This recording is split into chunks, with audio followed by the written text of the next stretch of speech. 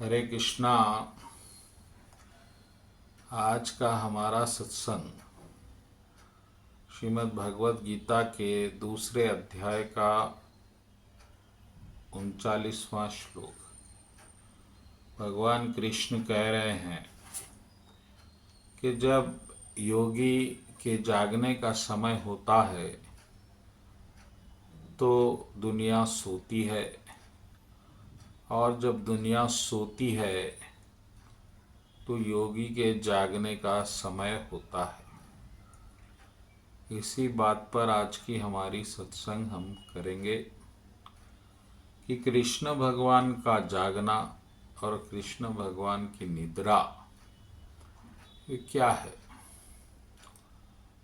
तो भक्तगणों,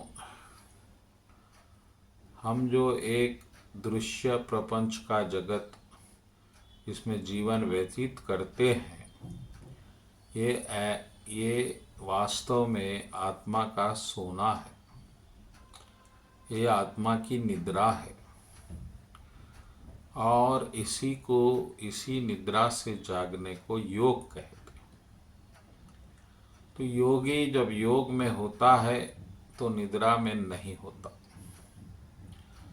जबकि पूरा विश्व, समस्त दुनिया इस गहरी निद्रा में, मोह की निद्रा में सोई हुई होती है।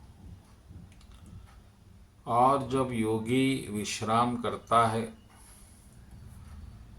जब माया प्रपंच का जगत अपने कार्य करता है, तो योगी फिर कछुए की भांति अपना इंद्रियों को संयम करके योग निद्रा में लीन होता है। तो इस बात को गहराई से समझिए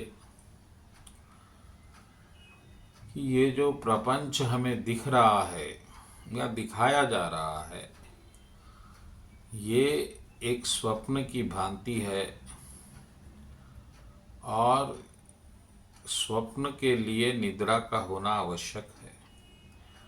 तो अगर हम स्वप्न देख रहे हैं तो फिर निद्रा में कौन है, क्योंकि बिना निद्रा के स्वप्न नहीं आ सकता। जिस तरह हम रात्रि का स्वप्न देखते हैं तो उसके लिए हमारे मन को सोना पड़ता है, शरीर को सोना पड़ता है, तभी वह अपने सूक्ष्म शरीर से एक अपना प्रपंच बनाता है। लेकिन यहाँ पर कौन सोया हुआ है? तो यहाँ पर आपकी आत्मा सोई हुई, यानी आप ही सोए हुए हैं और सोकर एक स्वप्न देख रहे हैं जो मन आपको बता रहा है। तो अब प्रश्न ये है कि मन ऐसा प्रपंच हमें बता रहा है, सत्य बता रहा है, ऐसा क्यों है? स्वप्न हमेशा जब तक उसे निद्रा में देखा जाए सत्य ही प्रतीत होता है। और क्यों बता रहा है? क्योंकि हमने कभी ज्ञान की शरण नहीं ली, हमने सत्य जानने का प्रयास नहीं किया, इसीलिए हमको मन एक माया का प्रपंच बता रहा है। लेकिन अगर आप किसी वजह से, गुरु कृपा से, कृष्ण कृपा से अगर आपने ज्ञान प्राप्त कर लिया, तो फिर ये माया की निद्रा, ये मोह की निद्रा भंग हो जाएगी। फिर आपको स्वप्न स्वप्न की तरह दिखेगा।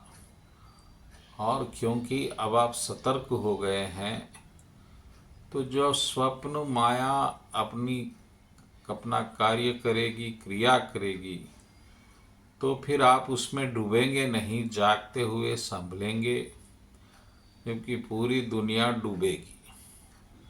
इसी को भगवान कह रहे हैं निद्रा। जो दुनिया की निद्रा होती है, भोगियों की निद्रा होती है, तो योगी जागता है।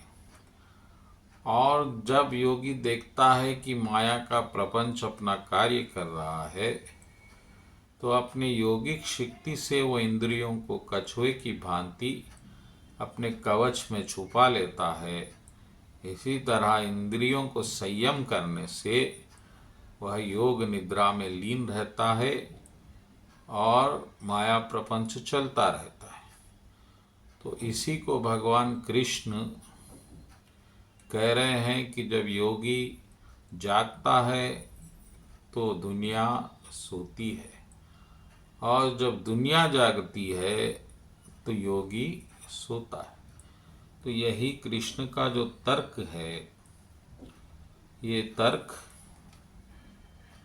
हमें इस बात पे प्रोत्साहित करता है कि हम जागें, इस दुनिया को समझें, तत्व से समझें कि कैसा हमारा शरीर बन गया है, कैसा हम शरीर में फंस गए हैं, हमारा मन हमको जो प्रपंच बता रहा है उसका क्या उद्देश्य है और ये हमें किस ओर ले जा रहा है, इसका अंत क्या है, इतने कष्ट जो आ रहे हैं वो क्यों आ रहे हैं, हमारा मन हमेशा चिंता से व्याप्त क्यों है। इन सब बातों के लिए जो खोज होती है वही योग है। यहाँ पर आप प्रभु तक पहुँचते हैं, भगवान तक तर्क करते करते। तो ये जीवन वास्तविक जीवन है। तो याद रखिएगा कि आपको जागना है और जब दुनिया जाग रही है तो आपको सोना है, क्योंकि दुनिया तो माया में डूब रही है, तो आपको बचना है। और जब दुनिया सो जाएगी तो आपको जागना है, अपना आत्मा साक्षात्कार करना है, ज्ञान ग्रहण करना है और परम पद प्रभु की कृपा भक्ति को पाना है। बोलो कृष्ण कन्हैया लाल जी की जय।